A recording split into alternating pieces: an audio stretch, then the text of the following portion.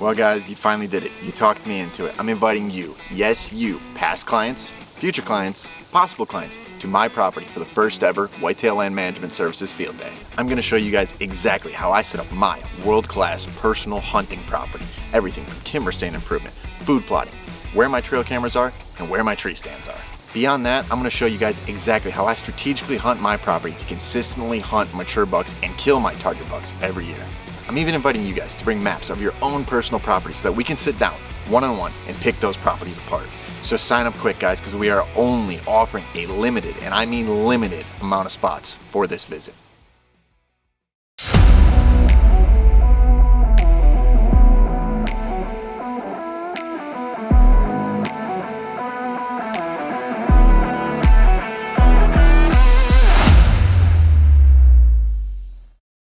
Well guys, the dreaded late season is here. It's among us. And for those of you that are planning your food plots, you're probably sitting in a little bit better place than the guys who haven't. But planning the best food plot in the world is fine, but do you know how to hunt it? So we're going to talk about hunting a little bit more aggressive amongst your food plotting areas, your food plotting properties, the places in which you planted your food plots. Personally, I'm a big believer in planting a lot of the domain products, super fresh seed. The germination rate is extremely high.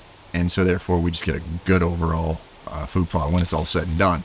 So if you have that attractive food plot, it's one thing to sit on it and keep hunting on it, and that is definitely an option, assuming that we have good access routes to and from that food plot.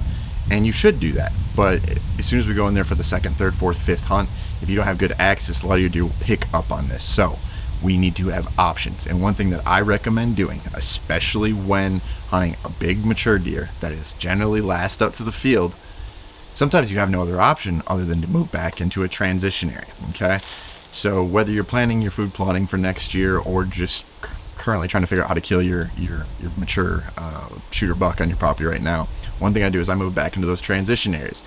And those transition areas can sometimes encompass a little kill plot, and maybe sometimes they don't. Hopefully you planted the right things out on that destination food source so that deer are constantly going to it. But if we want to stop that buck in his tracks and try and get him in daylight hours before he makes it to the destination field, we should be hunting those transition areas. So if you're doing some planning for next year, try and plant a small plot, something that's self-sustaining, especially like clover or chicory. Domain has a lot of cool products that they offer that are going to help withstand browse pressure, and they're going to be nice little spots for these deer to feel safe and ultimately move through and head out to the destination field. But that's where we're going to kill them. So hunting in transition areas is something that you generally need to do when hunting these mature deer, because like I stated earlier, these deer just don't make it in daylight hours to these big plots. And if they do, great, you should kill them. But otherwise, what we should do, let's say we didn't put that kill plot in, or we're currently in a situation where we don't have that kill plot back in the timber. As long as we know where our bedding area is and we know where our food is, that transition area still exists in the middle, okay? All we have to do is really look at our wind direction, make sure that our wind direction is not going to get us busted by any of these does that come through first. That's one thing we got to think about. If that buck is one of the last deer to come out to that destination field, we got to get past maybe 5, maybe 6, maybe 10, maybe 20 noses first when we move back into this transition area.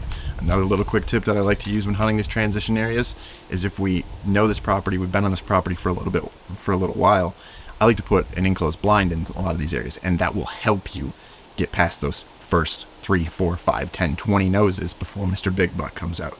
So guys, when it comes down to hunting the late season, you got to be strategic. It's a very simple time to hunt, but it's also a very easy time to hunt and screw it up. So if you can at all get into that food plot, that destination food source, and sit and wait and sit there 5, 10 hunts and get in and out without pushing deer, great, you should do that. But otherwise guys, we kind of got to swing for the fences, move back into that transition area. Maybe you have a kill plot, maybe now you're gonna have a kill plot in the future, but we need to move back into that transition area to ultimately catch that buck on his feet in daylight hours and kill him. So with that being said, hopefully this helps you throughout your late season, guys. And if anything else, hopefully this helps you plan how you should be planting things on your property in correlation to where the bedding is, where you think the transition is, and the destination food source in future years, guys. Kill a big buck.